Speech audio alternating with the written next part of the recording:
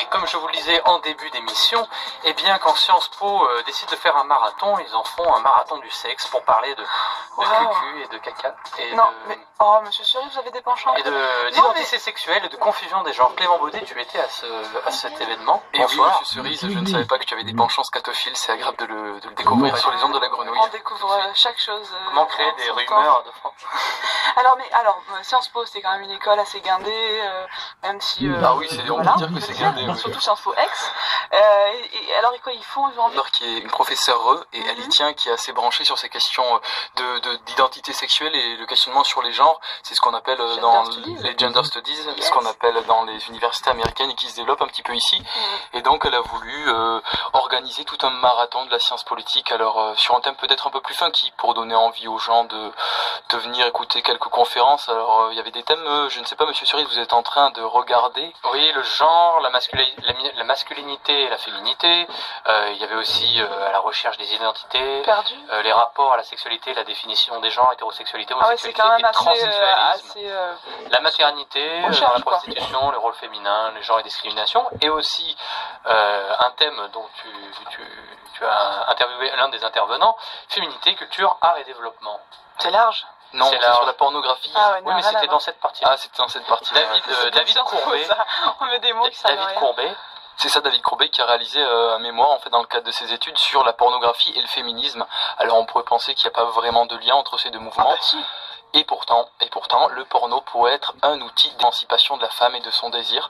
Donc voilà, peut-être qu'on peut écouter David Courbet qui nous en parle sur les ondes de la grenouille. Tout de suite.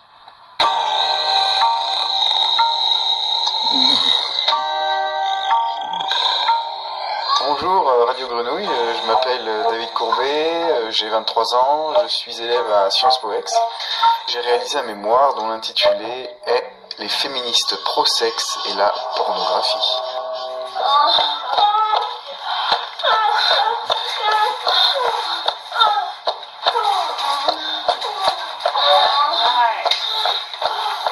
Ich habe deutsche Aktoren versucht. Hein.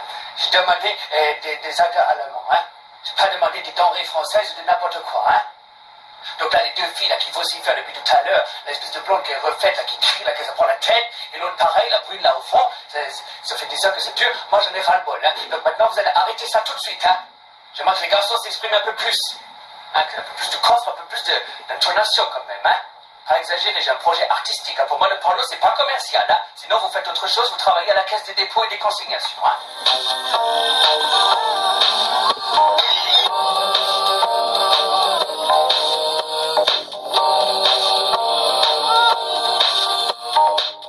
Est-ce qu'il n'y a pas un petit peu une contradiction entre féminisme et pornographie, David ? Ah, tout à fait, non, question légitime, parce que ça peut paraître vraiment deux termes vraiment opposés, mais c'est ce que j'ai essayé de faire tout au long de mon travail, de prouver le contraire, à montrer que ces deux termes, pornographie et féminisme, qui à première vue, oui, peuvent paraître un petit peu opposés, qui en fait ne le sont pas autant que ça, ou pas autant qu'on veut le dire. Par contre, tu parles des féministes pro-sexe, pas n'importe quel type de féminisme. C'est quoi exactement le mouvement pro-sexe féministe ? C'est à partir des années 70, fin 70-80, notamment aux États-Unis tout d'abord. Au sein des féministes, il y a eu différentes dissensions concernant des thématiques principalement sexuelles. Donc, une certaine partie s'est dit que certaines thématiques concernant le genre, les identités, les transsexuels par exemple, l'homosexualité, ou la libre disposition de son corps réel, c'est-à-dire de vraiment pouvoir jouir de son corps sans entrave, n'était pas assez traité.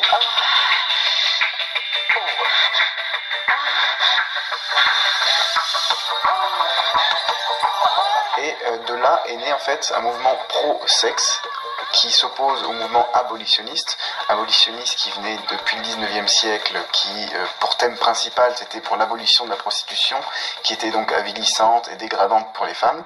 Et justement, une partie de ces féministes s'opposait à cette conception, sans pour autant remettre en cause que oui, la grande majorité de la prostitution, et c'est encore le problème aujourd'hui, est encadrée par des milieux dans lesquels les filles en question sont forcées à le faire et ne sont pas dans les meilleures conditions.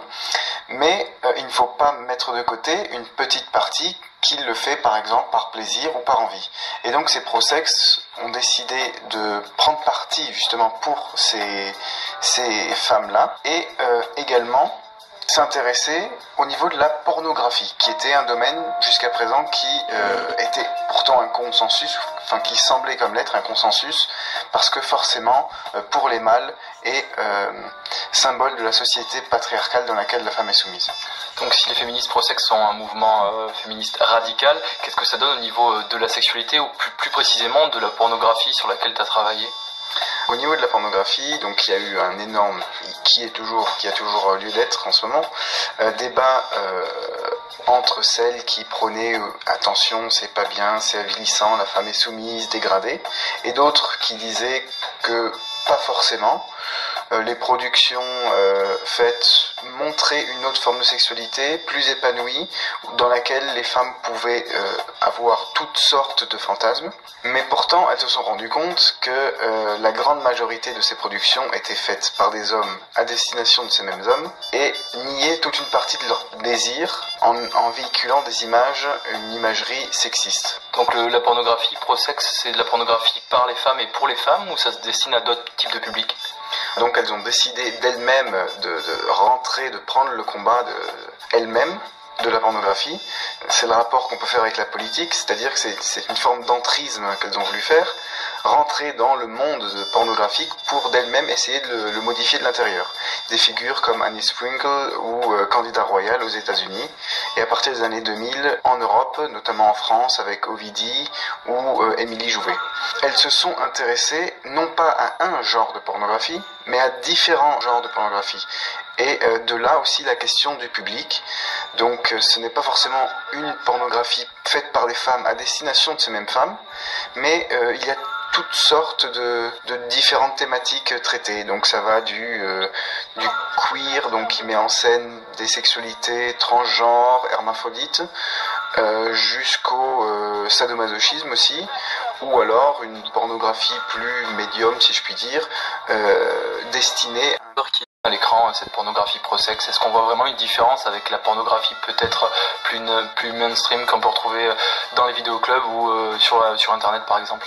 Bon, déjà, il y a une petite différence à faire avec la production de cinématographique pornographique et le matériel pornographique qui apparaît depuis une bonne dizaine et quinzaine d'années sur Internet, souvent gratuite, constituée de gonzo. Donc pour faire court, c'est des scènes qui se suivent, et c'est assez imagé, on peut dire de la boucherie plus ou moins, donc uniquement à vocation d'excitation sexuelle pour les hommes majoritairement.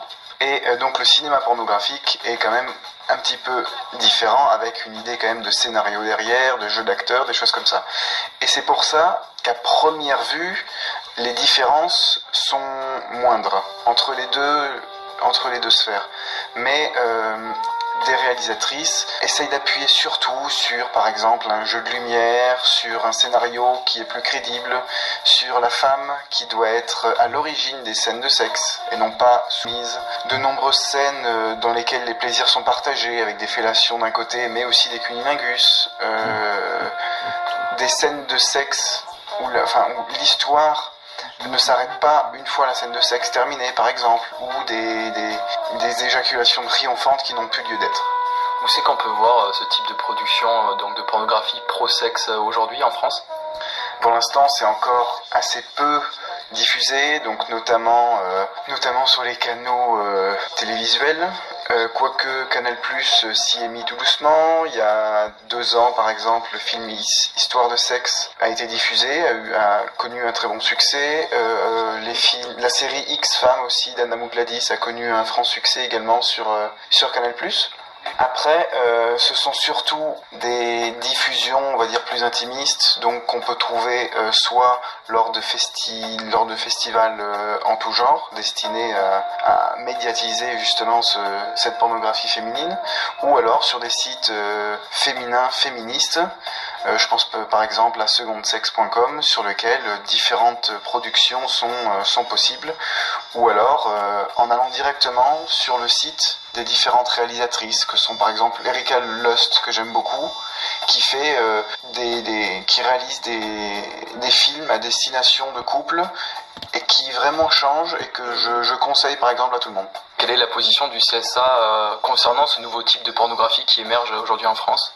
Déjà, il faut dire que la France a été pendant un moment assez innovatrice en termes de pornographie parce qu'elle a permis la diffusion dès 84-85 sur Canal+ de films pornographiques, donc ce qui fait quand même une spécificité en Europe.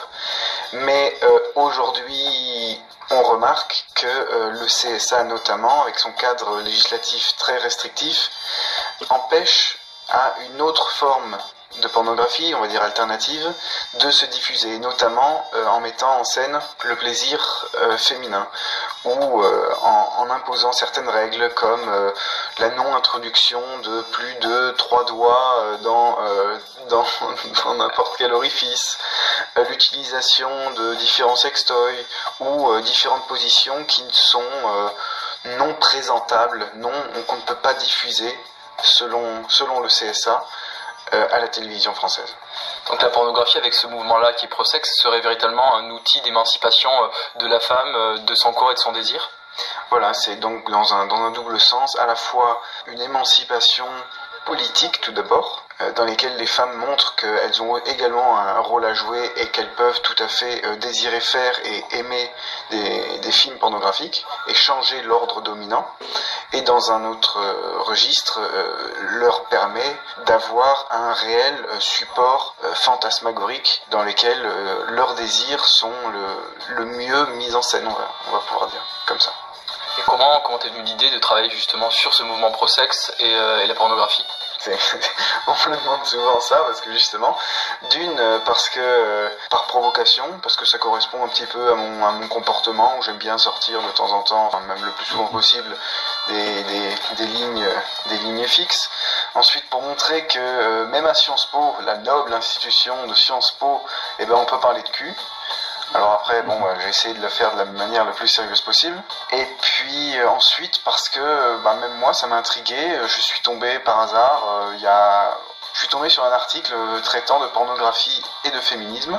Ça m'a paru aussi, bizarre, première vue.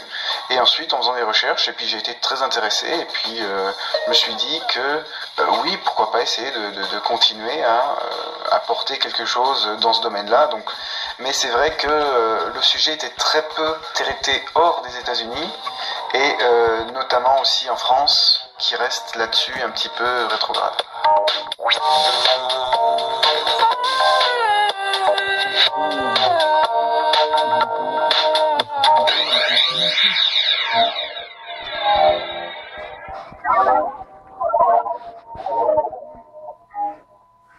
David de Courbet au micro de Clément Baudet pour nous parler des féministes pro-sexe et de la pornographie. Mademoiselle Lucie, ça vous a plu ? Oui. Ah. Non mais c'est super intéressant, je trouve. Ça donne envie d'aller voir les sites, mais j'ai pas noté le nom. On peut le réécouter sur le site de radiogrenouille.com pour ceux qui voudraient noter les références. Le 6 à 7 est fini. Eh oui, on est en retard là, donc on se dit que demain on se retrouve quand même. Et pourquoi ? Pour parler de Se révolter filmé. Voilà, Jean-Pierre Thorne qui sera là dans nos studios. Jean-Pierre Thorne qui a résolument